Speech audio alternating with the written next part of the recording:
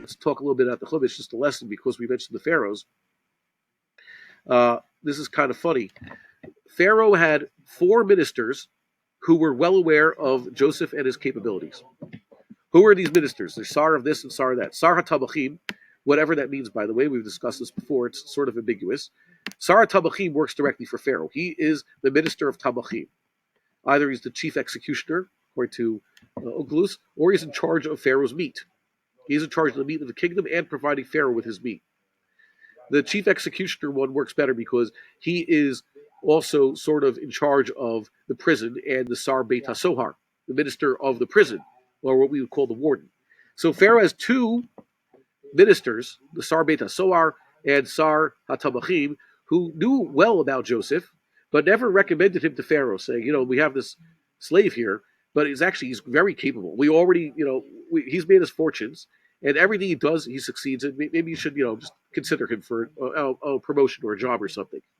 And then Sarah Mashkim and Sarah Ophim were stuck in jail with Joseph also for 2 years, or whatever it is, a year, before they even were released. So Sarah HaOphim didn't have much time to tell Pharaoh, before you kill me, by the way, there was a guy in prison there who seems to be the type of person you want to employ. But Sarah Mashkim never got around to telling Pharaoh for a few years. So Pharaoh had some higher-ups who could have easily told Pharaoh what Pharaoh realized the first time he spoke to Joseph, which was, wow, is there anybody like this in all of Egypt?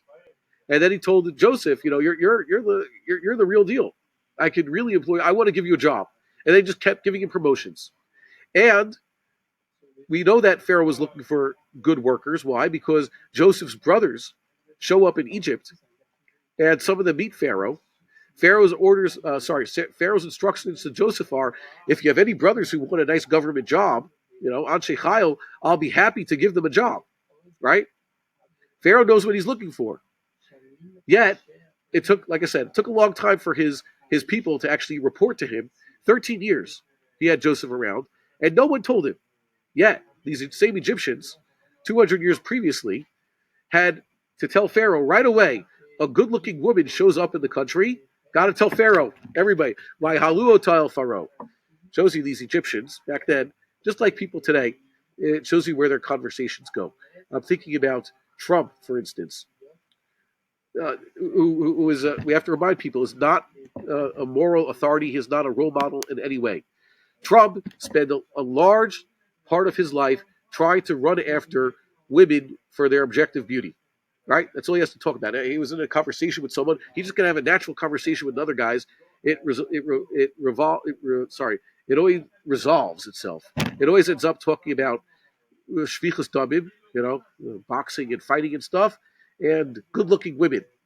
Yet Trump, now we're supposedly, this is the second time he's trying to make order in his kingdom. He had a few years to do it.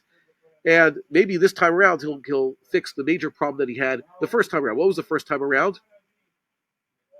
Not having the right people working for him. Having to fire the wrong people, and too many people still left in the system he didn't fire. He said about draining the swamp. Yeah, how well did that work out for him the first time? So maybe this time he learned a few lessons. He's actually put the right people in charge, we hope. That's what we pray, just for the sake of all the Jews in America and the sake of our own country. But you don't trust a man like this. Trump is very good at seeking out women, for his own pleasure, but he doesn't seem to be the best at, making the initial call of whom to put in positions of power. So like I said, you pray for the government. Why? You pray in this case, like I said, he learned his lesson. Okay? Like the Egyptians back then. The Egyptians, maybe Pharaoh knew what he was looking for, but the Egyptians had, just tell, good-looking woman. Oh, a good worker? Oh, we didn't even know what to tell you. Yeah, it's a big problem. And the other lesson is, if Trump wants his Medina to succeed, he should employ Jews. That always works. And anti-Semites don't like that. Some people don't realize that. But if you put Jews in charge, things will work out and you'll only benefit.